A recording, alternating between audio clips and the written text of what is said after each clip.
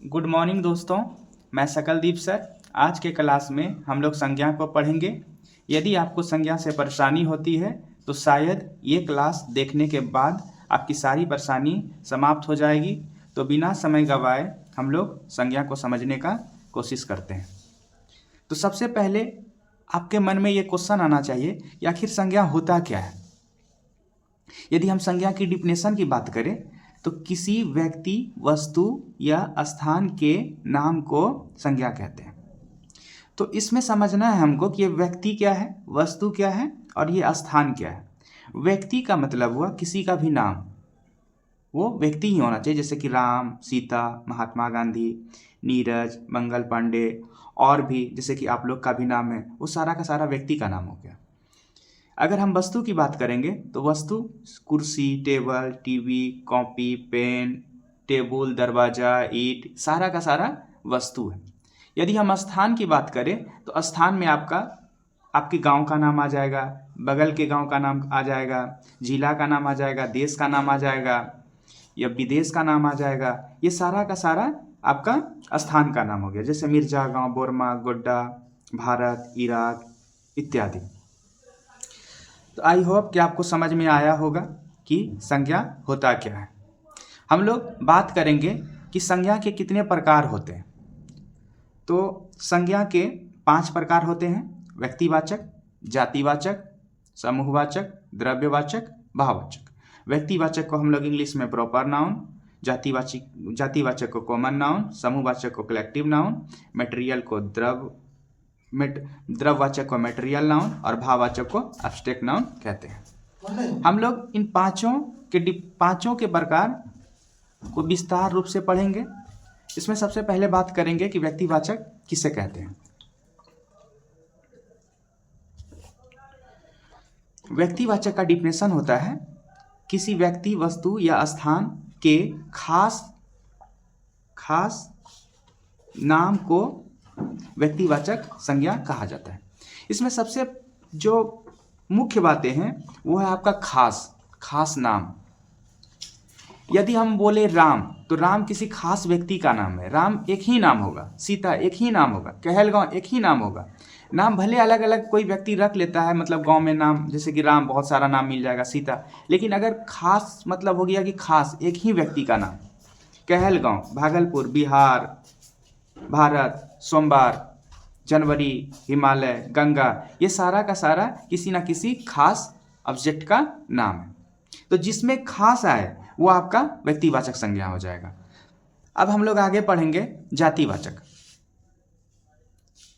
जातिवाचक का डिफिनेशन होता है कि जिस संज्ञा से किसी व्यक्ति, वस्तु या स्थान का बोध ना होकर संपूर्ण जाति का बोध हो उसे जातिवाचक संज्ञा कहा जाता है। इसमें देखिए क्या बोला गया है कि व्यक्ति, वस्तु, स्थान का बोध ना होकर संपूर्ण जाति का बोध होता है, उसे हम लोग जातिवाचक संज्ञा कहते हैं। यानी कहने का मतलब है यदि हम बोले राम, तो राम एक खास नाम है, लेकिन अगर राम की जाति की बात किया जाए तो राम जो है लड़का जाति से बिलोंग करता है। हम बोले सीता, तो सीता एक लड़की है, सीता एक लड़की का नाम है, तो सीता खास हो गया। यदि उसकी जाति की बात करेंगे तो वो लड़की हो जाएगी। अगर जानवर, तो जानवर में बहुत सारा मतलब आ जाएगा, जानवर में बहुत सारा मतलब जानवर आ जाएगा। जानवर भी एक प्रकार का मतलब जातिवाचक संज्ञा है। लेकिन गाय, तो गाय कहने से संपूर्ण गाय जाति का बोध होता है, तो गाय भी जातिवाचक हो जाएगा। जिला, हम बोले भागलपुर, तो भागलपुर खास हो गया। यदि हम बोलेंगे भागलपुर जिला, तो जिला में संपूर्ण जिला आ जाएगा, चाहे वो मतलब झारखंड का जिला हो, बिहार का जिला हो, सारा जिला आ जाएगा।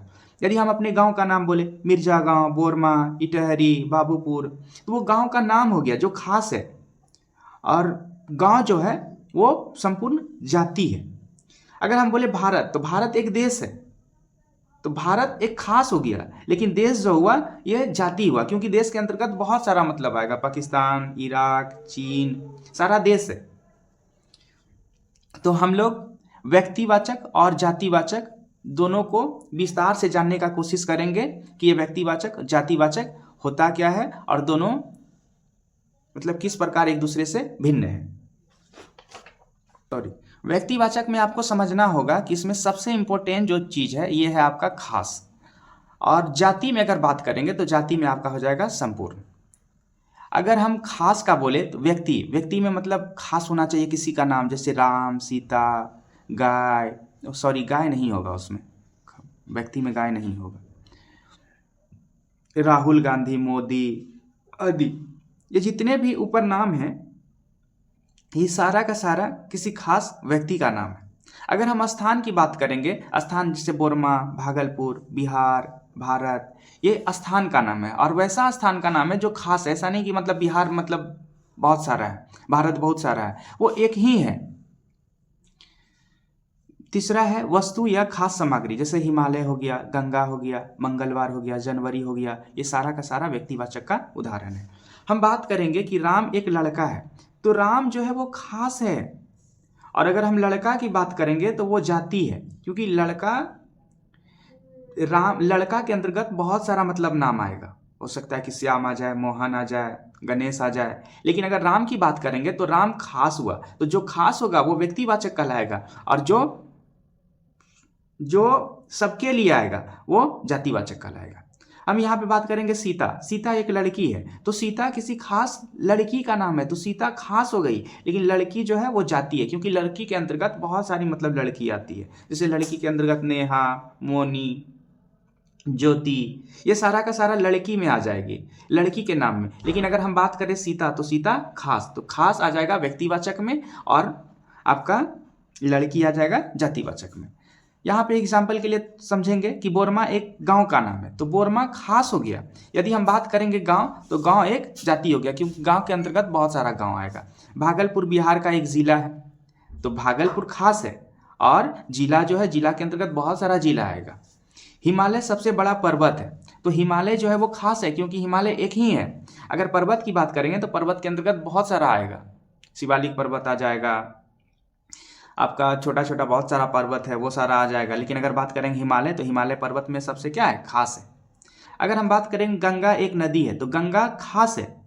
यदि हम बात करेंगे नदी का, तो नदी के अंतर्गत बहुत सारा मतलब आएगा, जैसे गंधक नदी आ जाएगी, बूढ़ी नदी आ जाएगी, तो गंगा खास है, नदी के अंतर्गत बहुत सारा आएगा, इसलिए गंगा व्यक्तिवाचक हो जाएगा और नदी आपका जातिवाचक हो जाएगा। जनवरी एक महीने का नाम है, तो जनवरी खास है, क्योंकि और जनवरी खास है और महीना जाती है, क्योंकि महीना के अंतर्गत बहुत सारे मतलब आएंगे। जैसे आपका महीना में आ जाएगा जनवरी, फरवरी, मार्च, अप्रैल, और अगर हम मतलब सिर्फ जनवरी की बात करेंगे तो जनवरी क्या हो जाएगा, खास हो जाएगा। आई होप आपको व्यक्तिवाचक और जातिवाचक बहुत बढ़िया तरीके से समझ में आ गया होगा। तो अब हम लोग चलते हैं समूहवाचक की ओर। समूहवाचक की अगर परिभाषा की बात किया जाए, तो समूहवाचक का परिभाषा होता है कि जिस संज्ञा से किसी झुंड, गुच्छा या समूह का बोध हो, उसे समूहवाचक संज्ञा कहा जाता है। तो देखिए, इसमें समझने वाली बात है, आपको झुंड, गुच्छा और समूह, ये तीनों अगर समझ गए तो समझिए कि आप समूहवाचक समझ गए। तो देखिए, झुंड का मतलब हो गया कि एक साथ में कम से कम 20-25 लोग हो, 50 लोग हो, तो झुंड में कौन रहता है, पुलिस हो गया, आर्मी हो गया। गुच्छा में आपका हो गया जैसे अंगूर का गुच्छा, चाबी का गुच्छा, और भी हो जाएगा, केला का दर्जन भी आ जाएगा उसमें। अगर समूह की बात करेंगे तो समूह में मतलब कोई भी मेला वेला का समिति बनता है, तो समिति में बहुत सारे लोग रहते हैं, तो समूह में आ जाएगा आपका समिति, पंचायत सभा, दल। यदि कोई चाहे कि हम पंचायत भवन चले जाएं और अकेले पंचायती कर लें, तो ये तो होगा नहीं, क्योंकि पंचायत सभा में कम से कम 20 से 25 लोग हो, और जहां 20 से 25 लोग हो गया तो कहीं ना कहीं ये समूह का रूप ले लेता है। तो आई होप आपको समूहवाचक समझ में आया होगा। समूहवाचक को एक बार फिर से समझा देते हैं। इसमें सबसे समझने वाली बात है झुंड, गुच्छा और समूह। यदि ये तीनों का बोध हो रहा है तो इसका मतलब हो गया ये समूहवाचक है। जैसे एग्जाम्पल में आपका दिया हुआ है परिवार, पुलिस, आर्मी, दल, समिति, ग्राम सभा, पंचायत सभा, अंगूर का गुच्छा, ETC। तो इसमें जितने भी एग्जाम्पल में है, इसमें से आपको एक भी मतलब नहीं दिखेगा जिसमें सिर्फ एक व्यक्ति हो, जिसमें आपका क्लासरूम भी आ जाएगा। क्लास में भी बहुत सारे बच्चे होते हैं। ये सारा एग्जाम्पल समूहवाचक का है। अब हम लोग समझेंगे द्रव्यवाचक को। द्रव्यवाचक की परिभाषा होती है कि जिस संज्ञा को मापा या तौला जाए, परंतु उसे गिना नहीं जा सके। सबसे इंपॉर्टेंट बात है कि उसको गिना नहीं जा सके। इसी में बच्चे जो है ना बहुत सारे कंफ्यूज कर जाते हैं। यहाँ पे तो साफ साफ बोल दिया कि जिस संज्ञा को मापा या तौला जाए परंतु उसे गिना नहीं जा सके, उसे हम लोग क्या बोलेंगे? द्रववाचक संज्ञा बोलेंगे। जैसे यहाँ पे मतलब नमक है, तेल है, आटा है, गेहूं है, चावल है, पानी है, दूध है, लकड़ी है, सोना, चांदी, हीरा, ये सारा का सारा मतलब हम लोग नाप लेंगे। यदि बच्चे कंफ्यूज सबसे ज़्यादा कहाँ करेंगे कि सर हम तो आम को भी नाप लेते हैं, हम तो सेब को भी नाप लेते हैं, पपीता को नाप लेते हैं, क्या ये द्रववाचक होगा? नहीं, ये द्रववाचक आपका नहीं है, ना ही ये आपका द्रववाचक है, ना ही ये आपका द्रववाचक है। आप इसको नाप तो भले सकते हैं लेकिन इसको गिन भी लेते हैं, इसको भी नाप लेते हैं लेकिन इसको गिन लेते हैं, इसको भी नाप लेते हैं परंतु इसे गिन लेते हैं। यहाँ पे साफ परिभाषा में कहा गया है कि जिसको मापा या तौला जाए परंतु उसे गिना ना जा सके, उसे हम लोग क्या बोलेंगे? द्रववाचक। समझ में, द्रववाचक संज्ञा बोलेंगे। ठीक है, तो हम लोग लास्ट देखेंगे भाववाचक संज्ञा। तो भाववाचक संज्ञा की परिभाषा की बात करें तो जिस संज्ञा से किसी व्यक्ति के गुण, देखिए यहाँ पे समझना है, गुण, कर्म, भाव या स्थिति का बोध हो, उसे हम लोग क्या बोलेंगे? भाववाचक संज्ञा बोलेंगे। ठीक है, जैसे हो गया मिठास, दयालुता, गरीबी, सुंदरता, ईमानदारी, क्रूरता, प्रेम, घृणा।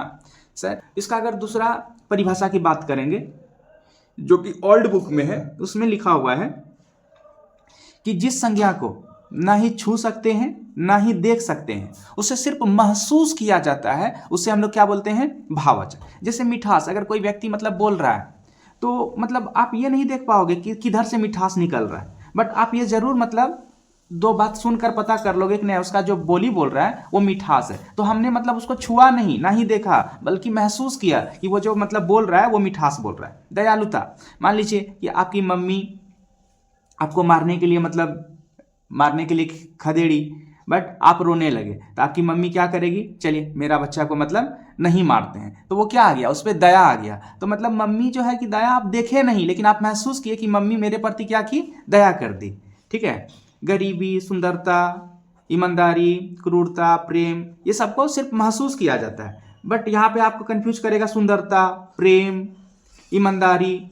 इसको तो हम लोग बोलेगा कि हम तो सुंदरता देख लेते हैं, कोई मतलब लड़का है वो सुंदर है, कोई लड़की है वो सुंदर है, हम तो उसको देख रहे हैं। नहीं, किसी का रंग रूप से कोई इंसान सुंदर नहीं होता है, बल्कि उसका गुण से सुंदर होता है। तो इंसान को गुण हम नहीं देख सकते, उसके सुंदर व्यवहार को नहीं देख सकते। ये जो रूप होता है वो सुंदर नहीं होता है, ये तो एक शरीर का रूप है। आई होप कि आपको संज्ञा समझ में आया होगा। तो